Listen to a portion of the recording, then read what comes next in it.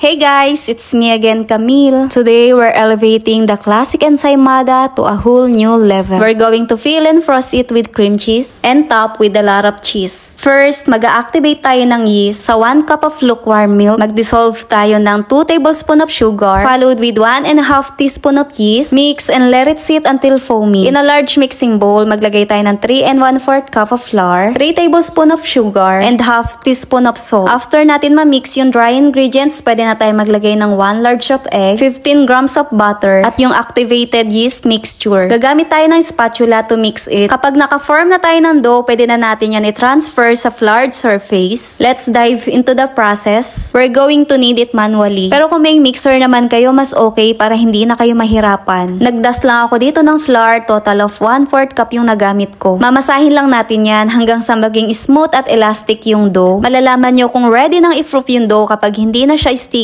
at nai-stretch nyo na siya ng ganito. Kapag hindi na yan nabubutas, pwede na natin yan i-transfer sa greased bowl. Cover and let it sit. Mas maganda kung warm yung place ng pagpapaalsahan nyo. Habang nagpapaalsa tayo ng dough, gawin naman natin yung filling and frosting. Kailangan natin ng 200 grams of cream cheese, 50 grams of butter. Mas okay kung naka-room temp para hindi na kayo mahihirapan na mag-mix. Then, magsisift tayo ng 2 tablespoons of powdered sugar. Sakto lang yung tamis nito. Kung gusto nyo na mas sweet, pwede kayong magdagdag. Then, continue mixing until smooth and creamy. Dahil hindi naaabot ng mixer yung gilid, wag nyo kalimutan na i-scrape para pantay yung pagkakamix. I swear, this frosting can transform the classic into an extraordinary. We're done whipping it, so set aside muna natin yan. Wala pang isang oras, pero ready na itong dough natin. Kitang-kita naman na maganda yung pagkaalsa ng dough at nagdoble talaga yung size niya. After punching it down, it's time to cut and shape the dough. Masahin lang natin yan ng very light. Dito pa lang, ramdam ko na namasa talaga natin ng maayos itong dough. Kasi napaka-smooth at ang lambot hawakan. Divide nyo lang yan sa gusto nyong size. Hindi ko na nga yan tinimbang at kutob-kutob lang yung ginawa kong paghahati dito sa dough. Feeling ko naman ay sakto lang yung size nito kapag na-bake. Roll to smooth out the dough at kapag nakuha nyo na yung perfect na shape, ilagay nyo na yan directly sa baking tray na gagamitin nyo. Huwag nyo kalimutan na maglagay ng butter or oil para hindi didikit. Dahil gusto ko makuha yung shape ng ensaymada kapag na-bake. Naghanap pa nga ako ng liner na may ganitong shape. Foil nga lang itong nabili ko pero pwede naman ng pagtiyagaan. Kapag na-divide nyo na lahat yung dough, cover and let it sit for another 10 minutes or until mag-double yung size. Para maganda yung kulay ng ensaymada natin, magbabrush tayo dyan ng milk. Pwede din naman ng egg wash, kayo nang bahala kung ano yung gusto nyong gamitin. After mabrush ng milk, i-bake na natin to for 15 to 20 minutes. Look at that golden brown finish. And the smell of fresh baked buns really fills the kitchen. Let it cool completely before tayo maglagay ng filling and frosting. Kahit nga malamig na ito ensaymada natin, ganito pa rin siya kalambot. So, hindi siya hangin guys, malambot pero siksik. Medyo mabigat kasi siya kapag hinawakan, kaya alam mo na siksik. At hindi hangin yung loob. Para makapaglagay tayo ng palaman sa loob, gamit lang tayo ng chopstick or bread knife para malagyan natin ng butas. Yung sakto lang na magka-space para dun sa filling. Para madali tayo makapaglagay ng filling, ilagay nyo lang yung cream cheese sa piping bag. After natin malagyan lahat ng palaman, syempre maglalagay rin tayo sa top. I-frost nyo lang yan as much as you want. And of course, don't forget the cheese. A generous sprinkle on top makes it even more sweet and savory. The perks of creating something from the scratch gives you the pure joy and fulfillment. Totoo yun guys, lalo na kapag natikman mo na yung ginawa mo. Anyway, 14 pieces pala yung nagawa ko dito sa recipe na to. Tingnan nyo naman kung gaano ka-loaded, ka-cheesy itong ensaymada na to. Kapag homemade talaga, hindi mo titipirin. Kung hindi ko na naisipan mag-bake nito, hindi pa ako makakakain ng ensaymada na hindi tinipid sa cheese. At may combination pa na napakasarap na frosting. Perfect nga din itong pinaka-tinapay kasi sobrang lambot. So ano pang hinihintay nyo sa mga cheese lover dyan? This deliciously cheesy, creamy ensaymada is giving you the sign na mag-bake na rin kayo. That's all for today. Thank you for watching. Don't forget to like and share this video.